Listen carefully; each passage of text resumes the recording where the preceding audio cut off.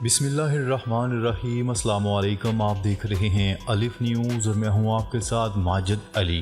شامل کرتے ہیں آج کی آن لائن ہیڈ لائنز۔ روس نے مطالبہ کیا ہے کہ اسرائیل غزہ کے ہسپتال پر 500 سے زائد انسانوں کی ہلاکت کا سبب بننے والے حملے کے سیٹلائٹ مناظر دنیا کے سامنے لائے۔ روسی وزارت خارجہ کی ترجمان ماریا زاخراوا کا کہنا ہے کہ حقیقت یہ ہے کہ اسرائیلی حملے کی ذمہ داری قبول کرنے سے گریز کر رہے ہیں۔ برائے مہربانی اسرائیل اور علاقے کی خلا سے نگرانی کرنے والے اسرائیلی اتحادی ملک امریکہ اس حملے کے سیٹلائٹ مناظر دنیا کے سامنے لائیں۔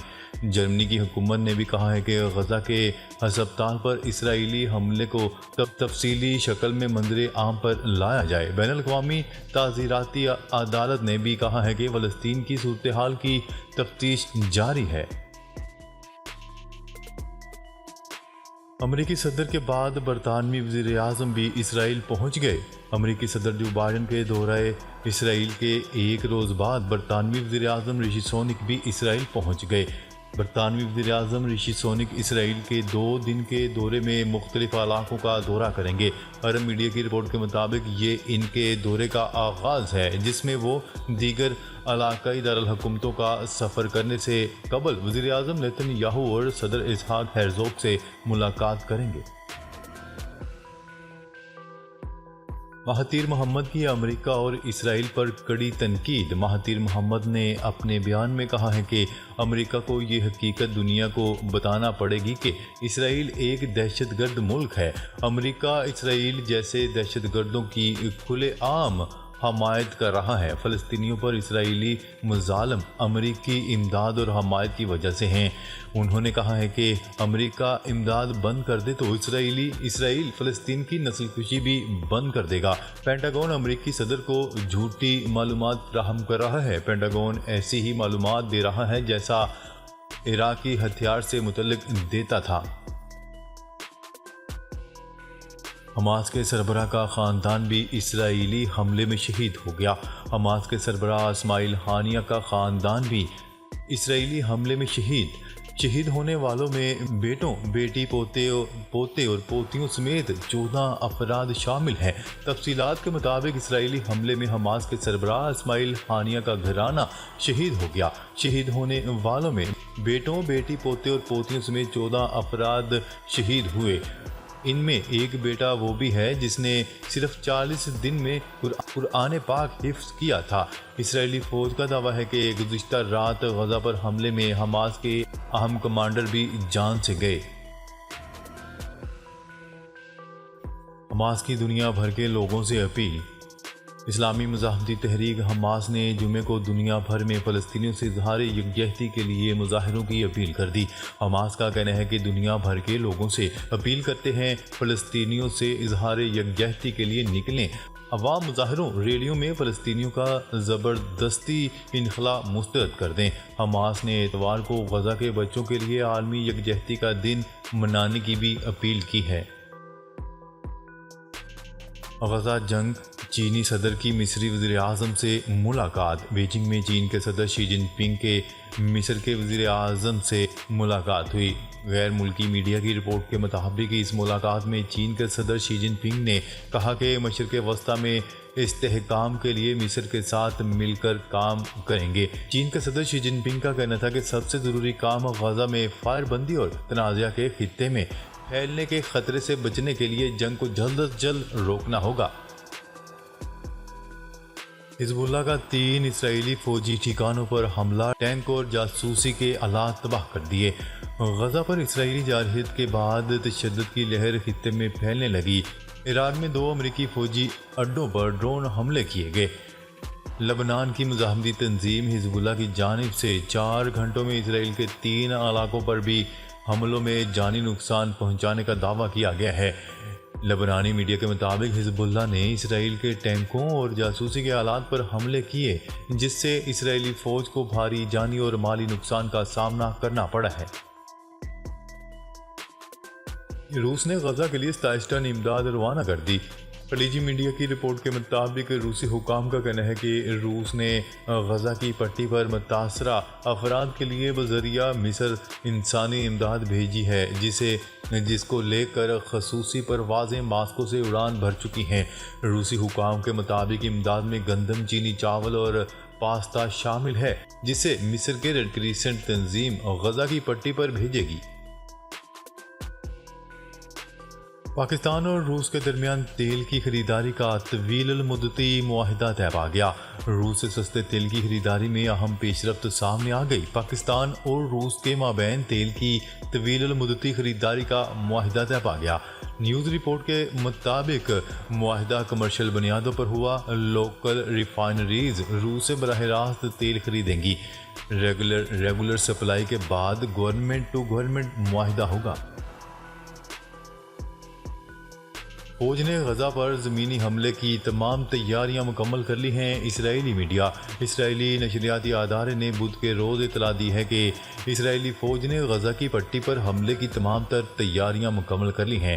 حملے سے فرار ممکن نہیں ہے۔ اسرائیلی چینل 12 نے اطلاع دی ہے کہ جنگی کابینہ نے امریکی صدر جو بائیڈن پر اسرائیل کے دورے کے دوران واضح کیا تھا کہ غزہ میں زمینی مداخلت ناگزیر ہے۔ دوسری جانب اسلامی جہاد تحریک نے بدھ کے روز اسرائیلی فوج کی جانب سے غزہ کی پٹی میں کسی بھی ممکنہ زمینی دراندازی کے لیے اپنی تیاری کی تصدیق کی ہے۔ فلسطینیوں سے اظہار یکجہتی کے لیے برطانوی وزیر اعظم کی رہائشگاہ کے باہر احتجاج۔ غزہ ہسپتال میں ہونے والے حملے کے بعد فلسطینیوں سے اظہار یکجہتی کے لیے ہزاروں کی تعداد میں افراد برطانوی وزیر اعظم رشی سوناک کی رہائش گاہ کے باہر پہنچ گئے۔ شدید بارش کے دوران مظاہرین اسرائیلی جارحیت کے خلاف نعرے بازی کرتے رہے۔ غزہ کے پناہ گزین کیمپ پر حملہ، مزید 433 فلسطینی شہید۔ اسرائیل کی جانب سے فلسطینیوں پر مظالم کا سلسلہ تھم نہ سکا۔ غزہ میں اسرائیلی فوج نے ایک ہی روز میں مزید 433 فلسطینی شہید کر دیے، جن میں خواتین اور بچے بھی شامل ہیں۔ غزہ پر اسرائیلی حملوں میں شہید ہونے والے فلسطینیوں کی تعداد 3500 سے تجاوز کر چکی ہے۔ عالمی سفارتی کوششیں بھی اسرائیلی بربریت کو کم نہ کر سکیں۔ غزہ میں اسرائیلی فضائیہ نے 24 گھنٹے کے دوران ایک اور ہسپتال اور مسجد کو نشانہ بنایا۔ مشرق وسطی سمیت دنیا کا امن تباہ ہو سکتا ہے، سعودی ولی عہد نے خبردار کر دیا۔ سعودی ولی عہد شہزادہ محمد بن سلمان کا کہنا تھا کہ کشیدگی کے باعث مشرق وسطی سمیت دنیا کا امن تباہ ہو سکتا ہے۔ سعودی ولی عہد نے جاپان کے وزیر اعظم سے ٹیلی فونک رابطے میں کہا ہے کہ خطے کے امن اور سلامتی کے لیے فوجی کارروائیوں کو روکنا ہوگا۔ دونوں رہنماؤں نے فلسطین میں فوجی کارروائی روکنے اور کشیدگی کم کرنے کی تمام تر کوششوں کو بروئے کار لانے پر اتفاق کیا۔ مصر کے سٹار فٹ بالر نے بھی فلسطینیوں کے حق میں ویڈیو پیغام جاری کر دیا۔ مصر کے star fit bowler Muhammad Saleh نے اسرائیلی دہشت گردی کے شکار فلسطینیوں کے حق میں انتہائی جذباتی ویڈیو پیغام جاری کر دیا۔ فٹ بالر محمد صالح نے سماجی رابطے کی ویب سائٹ ایکس پر جاری کردہ اپنے ویڈیو پیغام میں غزہ پر اسرائیلی بربریت کی جانب اشارہ کرتے ہوئے کہا ہے کہ ایسے وقت میں بات کرنا ہمیشہ آسان نہیں ہوتا۔ اسرائیلی حملوں میں بہت تشدد اور بے انتہا بربریت ہے۔ فلسطینیوں کے خون کا ہر قطرہ اسرائیل کو زوال کے قریب لے جا رہا ہے۔ ایرانی صدر ابراہیم رئیسی نے غزہ کے ہسپتال پر حملوں کے جواب میں اسرائیل کو اسلامی دنیا کی طرف سے سخت انتقام سے خبردار کر دیا۔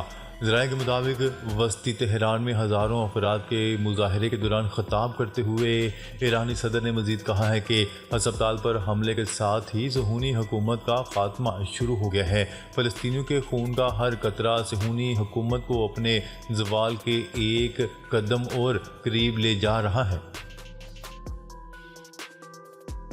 ڈالر 1 روپے 48 پیسے سستا ہو گیا۔ مسلسل 2 روز مہنگا ہونے کے بعد چوتھے کاروباری روز کے اختتام پر انٹر بینک میں ڈالر بھی سستا ہو گیا۔ اسٹیٹ بینک آف پاکستان کی جانب سے جاری اعداد و شمار کے مطابق جمعرات کو کاروبار کے اختتام پر ڈالر کی قیمت میں 1 روپے 48 پیسے کی کمی ریکارڈ کی گئی تھی۔ ملک بھر میں پاسپورٹ کی چھپائی کا کام شروع نہ ہو سکا۔ نجی ٹی وی چینل کی رپورٹ کے مطابق حکام نے بتایا ہے کہ لیمینیشن پیپرز جمعے کی شام پاسپورٹ اینڈ امیگریشن حکام کو موصول ہوں گے۔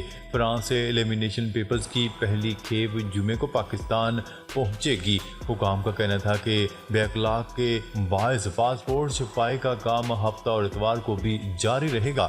ارجنٹ نارمل پاسپورٹ کی چھپائی مرحلہ وار جلد مکمل کر لی جائے گی۔ اسرائیل کی یک طرفہ امداد، امریکی محکمہ خارجہ کے اعلیٰ عہدیدار نے استعفیٰ دے دیا۔ الجزیرہ کی رپورٹ کے مطابق امریکی وزارت خارجہ میں پولیٹیکل ملٹری افیئرز کے ڈائریکٹر نے اپنے لنکڈ ان اکاؤنٹ پر جاری کیے گئے استعفے میں لکھا ہے کہ ان کے لیے امریکی حکومت کی اسرائیل کو مسلسل فوجی امداد کی فراہمی کی پالیسی سے اتفاق ممکن نہیں۔ ان کا مزید کہنا تھا کہ امریکی حکومت گزشتہ دہائیوں میں کی گئی غلطیوں کو پھر دہرا رہی ہے اور وہ مزید اس عمل کا حصہ بننے سے انکار کرتے ہیں۔ نواز شریف کی العزیزیہ اور ایون فیلڈ ریفرنس میں ضمانت منظور، توشہ خانہ کیس میں وارنٹ گرفتاری بھی معطل۔ احتساب عدالت نے توشہ خانہ کیس میں نواز شریف کے وارنٹ گرفتاری معطل کر دیے، جبکہ اسلام آباد ہائی کورٹ نے بھی انہیں العزیزیہ اور ایون فیلڈ ریفرنس میں گرفتار نہ کرنے کا حکم جاری کر دیا۔ اسلام آباد کی احتساب عدالت کے جج محمد بشیر نے نواز شریف کی توشہ خانہ کیس میں وارنٹ معطلی کی درخواست پر سماعت کی، جس سلسلے میں نواز شریف کے وکیل قاضی مصباح اور نیب پروسیکیوٹر عدالت میں پیش ہوئے۔